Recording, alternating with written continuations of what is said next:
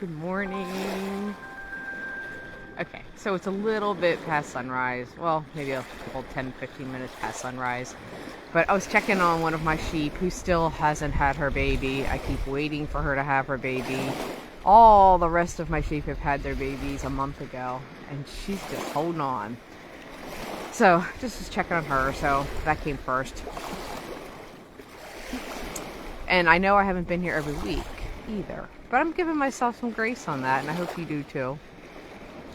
I'm kind of coming down when things have inspired me, and this week something really has inspired me enough where I think I'm gonna write another class that I can teach to company teams. And it's something I actually think about all the time, but I've never thought about it in relation to myself or to the corporate teams that I teach. And I was sitting there eating breakfast one day, and I had this like massive aha moment where I went, oh my gosh, that applies to me too. And I'll explain. But first I'm going to say hi. I'm going to turn around and say good morning. So, good morning. I just always want to say hello a little bit in person, in face, and everything else. So, I hope you guys are having a good Tuesday morning. And I'll turn around and I'll explain what I'm talking about. So, I guess it's somewhat of a little bit of a mission on my part. Things that I really care about are people who are dying. I think it's a tough thing when people are dying because people withdraw from them because they don't know what to say or what to do. And I guess maybe I was fortunate or unfortunate, either way you want to look at it, that when I was young, my mom was not afraid of people dying. And she would take us to visit people who were dying. And I remember one time she took us to visit my 4-H leader. And we very frankly talked about, what was to come. What was between now and her death. We didn't skirt around the issue and pretend she wasn't dying. She knew it. We knew it. We talked about it. And then my mom went home and she asked me to write her a letter about what she meant to me and what she...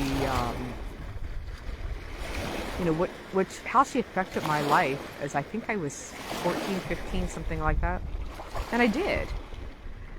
And of course then her children asked me to read that letter at her funeral, which was hard, but I did that too. But my mom taught me a really great life lesson about just not being afraid of people who are dying. And it sounds like such a silly thing to be afraid of someone who's dying, but it really comes down to that we just don't know what to say to them. And this is probably going to be a multi-part series because there's no way I'm going to finish this all in 5 minutes or so. But the other thing, so because of that, I visit people sometimes, people who are dying, because I think they need those frank conversations. Someone who isn't afraid to be there. And my son recommended this book to me a few years ago called Being Mortal, which is a great book and everyone should read that. It's just a fabulous book about not just about the dying process, about the living process that happens before death.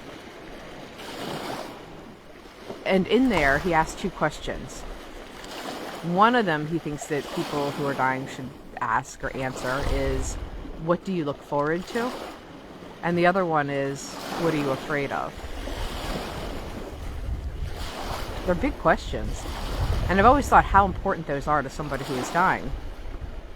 But the other day when I was eating my breakfast, I started thinking about it, and I was thinking, aren't we all dying? Maybe we have 50 years ahead of us, but we're all walking towards that endpoint.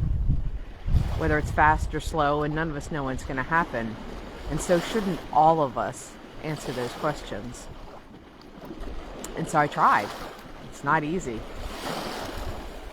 So I think I'll talk about it again next week. Maybe we'll approach each one of these independently in terms of what do I look forward to and what am I afraid of. And so between now and the next time, whenever it is that I sit down here on this river shore, I challenge you to do the same. Think about, what do you look forward to the most in the next time, whatever period of time that is, between now and your death? And make a long list. There's nothing wrong with looking forward to a lot of things. I'm working on my list. We'll talk about it next time. Until then, make a good day. I hope you can hear me over all these waves.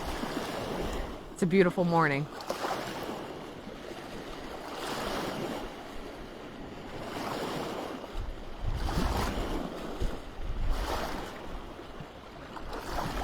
See you soon. Bye.